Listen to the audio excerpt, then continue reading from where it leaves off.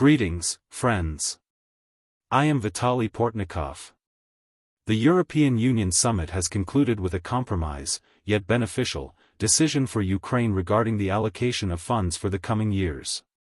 As is known, the main issue that sparked serious discussion among summit participants was the allocation of €34 billion to Ukraine from a so-called reparations credit, specifically from frozen Russian funds held in European depositories. After the European Union passed a separate decision on the indefinite freezing of Russian assets, this measure could have been approved by a qualified majority vote. However, after a lengthy overnight discussion, the summit participants opted for a different variant proposed by the European Commission, a loan from the Europeans themselves in the amount of €90 billion. Terms of the reparations credit.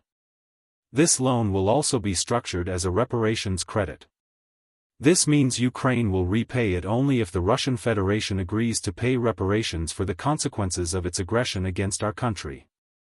Similar rules would have applied to the credit from frozen Russian funds. We understand perfectly well that the Russian Federation will not only refuse to pay any compensation but will likely never even acknowledge the fact of its aggression. Therefore, Ukraine's repayment of these funds will depend entirely on the relationship between the European Union and Russia. Specifically, the EU's demands for the Russian leadership to pay funds that will now be considered dependent on Russia's political position. Perhaps in decades, as once happened with the money of the Russian Empire, Europeans will reach an agreement with Moscow regarding Russia's payment of reparations to Ukraine in the event of serious internal changes. However, for now and the immediate future, such a scenario remains quite fantastical. Economic stability and political signals. This is no longer just a Ukrainian problem, but an issue of the relationship between the EU and Russia and the search for ways to end the war, which are not yet visible. Most importantly, in the coming years of this exhausting war, Ukraine will have the funds to ensure its economy does not collapse under Russian strikes. For Russia, this is a very unpleasant signal, indicating that a war of attrition against Ukraine cannot be ended quickly through that very exhaustion. Meanwhile, the Russian economy itself is being exhausted. Only those in the Kremlin know for how many more years it will suffice to continue the war and transition to new aggressive actions against neighboring states, including former Soviet republics. Overcoming political hurdles. For Ukraine, the allocation of these funds is also a significant signal because the decision required a unanimous vote or the absence of no votes from all summit participants. This decision was not blocked by Viktor Orbán, Prime Minister of Hungary, despite earlier threats to do so.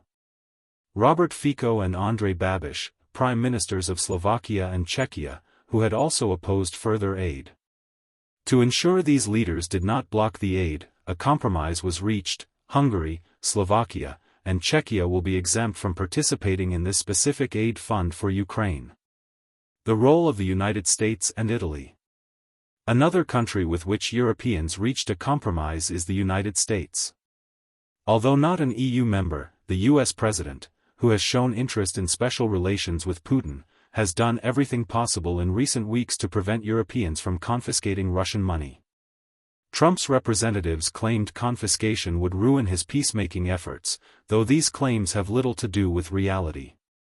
Trump likely wanted to save Putin's money from confiscation, hoping for a more favorable response from the Russian president.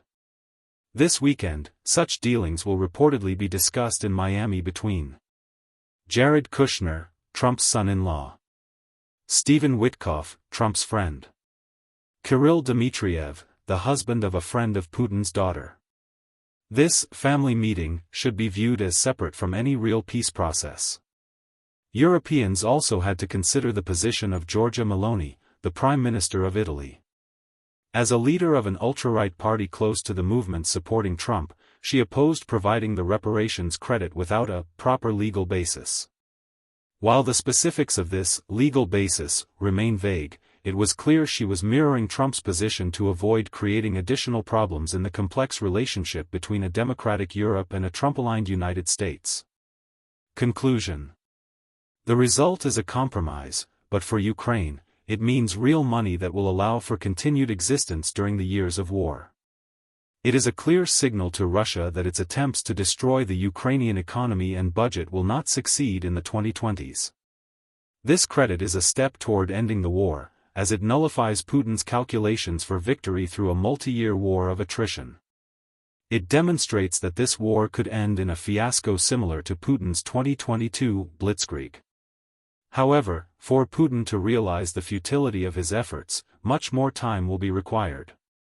Thank you, friends. Stay tuned, subscribe to this channel and my social media. Victory and peace to you.